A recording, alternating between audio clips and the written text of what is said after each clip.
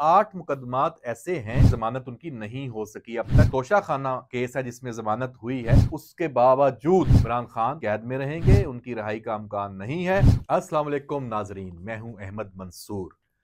बानी chairman PTI या बानी पीटीआई इमरान खान एक बड़ा रिलीफ जिस पे इस वक्त जो उनके हामी हैं, उनके कारकुन हैं और सोशल मीडिया पे जो उनका बयानिया आगे बढ़ाने की जिनकी ड्यूटी लगी हुई है, वो बड़ी खुशियां मना रहे हैं। रिलीफ मिला है तोशा खाना केस में। इस्लामाबाद हाई कोर्ट ने ज़मानत मंजूर की है और ये ज़मानत मंजूर होने के बाद फ़ौरन ये सवाल पैदा हुआ कि बानी पीटीआई रिहा हो जाएंगे। क्यों? क्योंकि आम जो फ़हम एक जो राय थी आम लोगों में, जो एक तासुर था, वो ये था कि ये आखिरी मुकदमा है जिसमें वो सज़ा याफ्ता हैं और इसी वजह से अडयाला जेल में हैं। बाकी तमाम मुकदमात में उनकी ज़मानत हो चुकी है या वो केसेस ख़त्म हो चुके हैं। लेकिन हकीकत क्या है? हकीकत ये है कि ऐसा हरगिज़ नहीं है। अ, बानी पीटीआई अभी फौरी तौर पे उनकी रिहाई का इम्कान ना होने के बराबर है। आपको मैं ये भी बता दूं, क्योंकि जो जायज़ा लिया, जो इंफॉर्मेशन हासिल की, जो चीज़ें सामने आई, उसके मुताबिक एक तो 9 मई के जो 12 मुकदमात बानी पीटीआई उनमें मुलज़म है, उनमें 4 में उनकी ज़मानतें हुई हैं, कुछ में अभी मचल के भी दाखिल नहीं हुए, वो भी एक प्रोसेस रहता है। लेकिन 8 मुकदमात ऐसे हैं जिनमें अभी उनकी गिरफ्तारी तो है, लेकिन उनकी ज़मानत उनमें मौजूद नहीं है, ज़मानत उनकी नहीं हो सकी अब तक।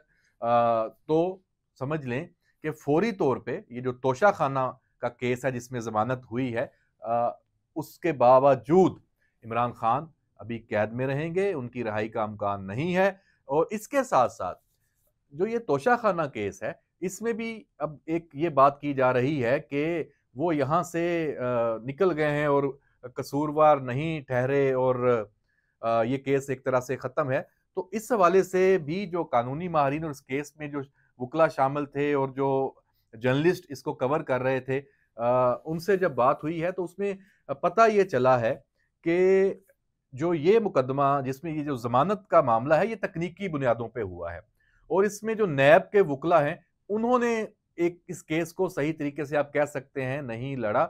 लेकिन जो तोशा खाना की जो चीज़ें हैं, वो तो वहाँ से निकाली गई हैं और कानून की खिलाफ वर्जी हुई है। इसमें तो दो राय नहीं है। ये केस जब आगे चलेगा, इसमें फर्द जुर्म भी लगनी है, तो इसमें बहुत हद तक ये इम्कान मौजूद है कि इस केस में भी बानी पीटीआई इमरान खान को सजा मिलेगी, मिल सकती है, इसका इम्कान मौजूद है।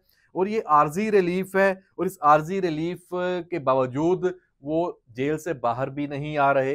तो ये जो सारी सूरत हाल है, ये इस वक्त अपडेटेड है।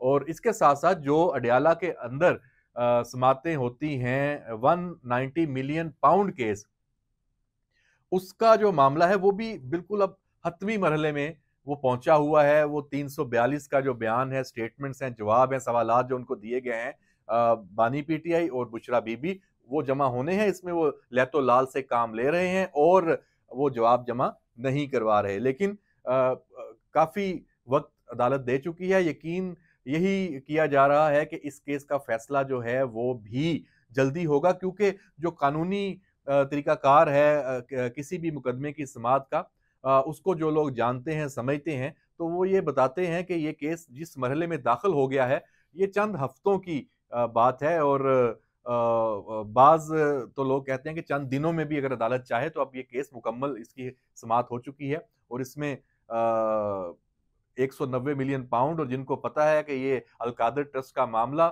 इतना आसान नहीं है कि इससे वो बच निकलें, क्योंकि ये बहुत ही एक ओपन एंड शट केस ये कहा जा रहा है। जो इस मुकदमे में जो प्रोसिक्यूटर हैं, जो वकील हैं, जो देख रहे हैं, जो मदई हैं, तो देखते हैं कि ये मामला किधर जाता है। लेकिन कुछ लोग इसको इससे भी मिला रहे हैं कि अली अमीन गंडापुर ने जो एक मुज़ाकराती अमल शुरू किया और एपेक्स कमेटी जो गुज़श्ता रोज़ हुई और उसमें ये बात करने की कोशिश की, तो हम इस पे पिछले वीलॉग में भी बता चुके हैं कि इसमें मुकम्मल तौर पे इनकार सामने आया है एस्टेब्लिशमेंट की तरफ से। इनकार इस बात पे नहीं कि मुज़ाकरा तो ये कोई रिलीफ नहीं देना या कोई बात नहीं करनी, इनकार इस बात पे है कि हम क्यों बात करें, हमारा इससे क्या लेना देना।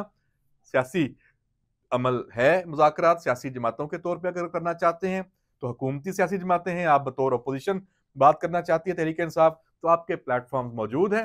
फिर एक और राब्ते की भी इतलात आई और खबरें आई, वो अहम राब्ता है, वो स्पीकर कौमी असम्बली सरदार अयाज सादिक के पास पीटीआई का जो एक वफद गया उसकी मुलाकात हुई, और उसकी मुलाकात यकीनन उसको खुफिया रखा गया, वरना 24 घंटे बाद उसकी तफसील सामने आई। वरना अमूमी तौर पे तो ऐसी मुलाकातों का पता चल जाता है कि आप मिलने जा रहे हैं और बता के जाते हैं, तो जब आप बता के नहीं गए और उसकी उस वक्त कोई ऐसी लाइव कवरेज भी नहीं हुई, किसी के पास इंफॉर्मेशन भी नहीं थी, तो यकीनी तौर पे ये मुलाकात एक अहम मुलाकात है। और इसमें क्या मांगा गया है, इसमें स्पीकर अयाज सादिक से किरदार अदा करने की बात की है। तहरीक इंसाफ के जो कायदीन वहां जाके मिले हैं कि अब इस मामले को कहीं पहुंचाया जाए, ये बात बहुत आगे जा चुकी है।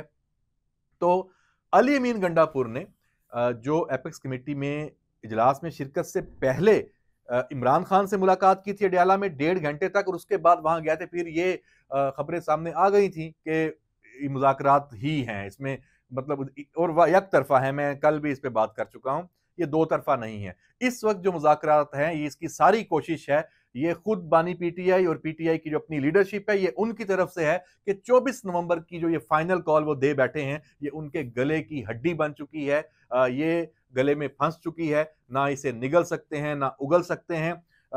चंद अब तो 48 घंटे की बात रह गई है, हुकूमत की तैयारी पूरी है, कंटेनर्स भी इस्लामाबाद में आ गए हैं, और दीगर जो लवाजमात हैं इस तरह के प्रोटेस्ट और एहतजाज और फाइनल कॉल को उसका मुकाबला करने के लिए उसकी हुकूमत ने तैयारी की है।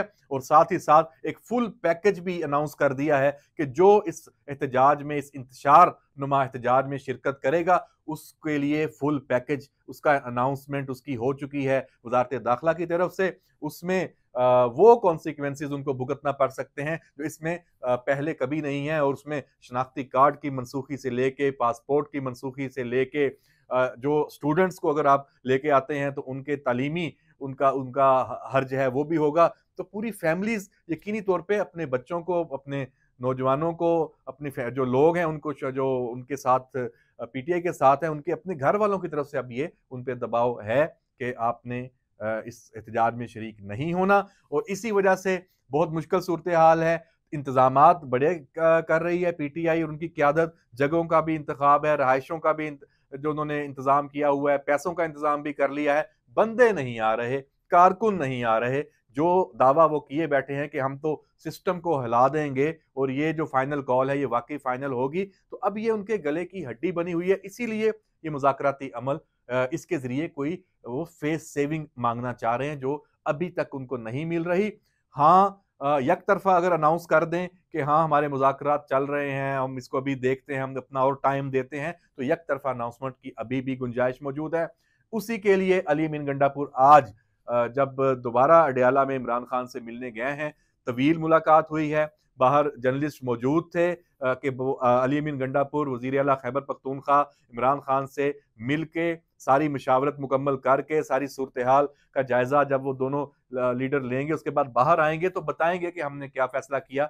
लेकिन उन्होंने कोई मीडिया से बात नहीं की। तो इससे इन क्यासराइयों को तकवीयत मिली है कि अभी बातचीत है या कोई अमल है ये जारी है, किसी नतीजे पे नहीं पहुंचा गया दोनों जानिब से। और इसमें इसकी एक और भी है कि इमरान खान इस मामले को 24 नवंबर आखिर तक लेके जाएंगे कि कहीं कोई रास्ता निकल आए। उसके लिए जुम्मे की शाम तक का जो इंतजार है वो पता चल रहा है कि वो होगा, और उस जुम्मे की शाम तक ये पता चल जाएगा कि ये जो कॉल है, फाइनल कॉल है, इसका क्या बनेगा, इसको किस तरीके से इससे जान छुड़वाई जाएगी ये पता चलेगा। क्योंकि ये तो तय है कि इस फाइनल कॉल का पीटीआई के हक में, बानी पीटीआई के हक में कोई फायदा इसको नहीं मिलने वाला, उनके लिए उल्टा नुकसान है। माहौल सारा उनके खिलाफ हो चुका है, हालातों वाकयात सारे उनके खिलाफ हो चुके हैं। तो देखते हैं कि इस मुश्किल जो फैसला इन्होंने किया फाइनल कॉल का, इस मुश्किल सूरत हाल